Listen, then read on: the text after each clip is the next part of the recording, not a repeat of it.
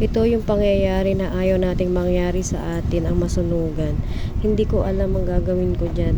Kararating ko lang dyan, bumili ako ng sigarilyo sa baba at nakita ko na lang nag-aapoy na ang kanilang kalanan. Napatakbo na ako dyan na nanginginig kasi magkatabi lang yung aming tindahan.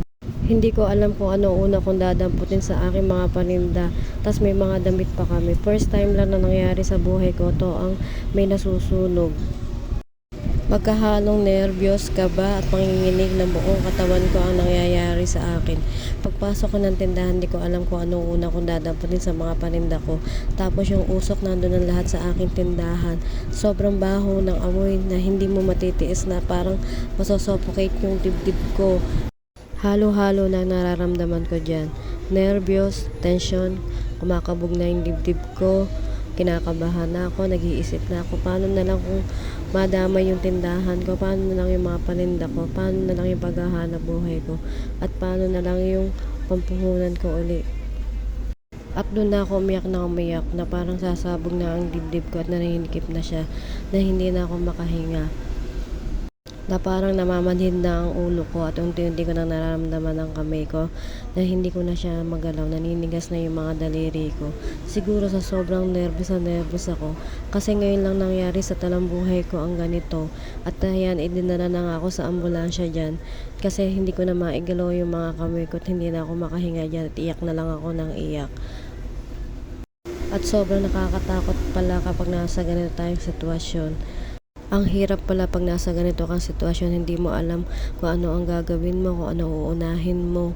At lagi po tayong mag-iingat sa ganitong insidente na hindi natin inaasahan. Wala namang may gusto nito.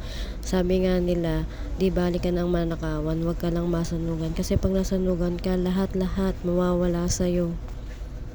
At buti na lang mabilis na dumating dito ang mga bumbero at naagapan agad ang apoy. Buti na lang hindi nadamay ang aking tindahan. Tas meron pang ambulansya agad na dumating dito at doon ako dinala kasi sobrang manhid na yung kamay ko na hindi ko na siya maigalaw. Paano hindi ako mag-aalala at mag-iisip kung masusunog lahat ng aking mga paninda. Tapos kapamamalengke ko lang, nag-ayos pa ako. Diba sino ang hindi maglulumo yung mga pinagpuyatan ko, pinaghirapan ko para lang mapuno ko yung laman ng aking tindahan sa isang iglap, masusunog lang lahat, mawawala lang lahat para na ipaghahanap buhay ko. Diba sobrang bigat sa dibdib kung gano'n ang mangyayari, kung magiging abol lahat ng mga paninda ko. Paano hindi ka nenervyusin?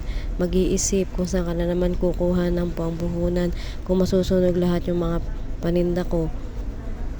At buti na lang agad napatay ang apoy. At nagpapasalamat din ako sa Diyos na hindi niya ako pinabayaan at hindi rin nadama yung aking tindahan.